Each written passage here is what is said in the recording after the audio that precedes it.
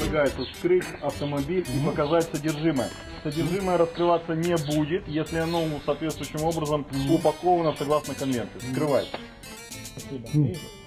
Открывайте дверь. Открывайте дверь.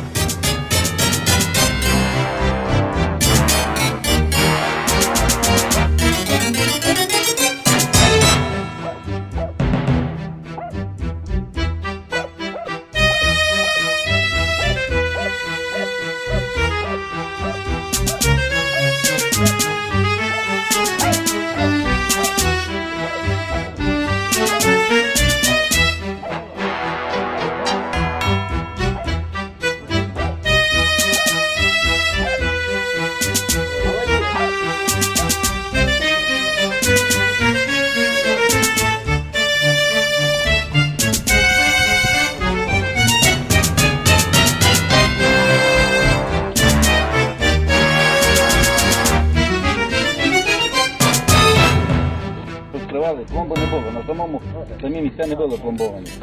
Просто було вірьовку проводом замовлено.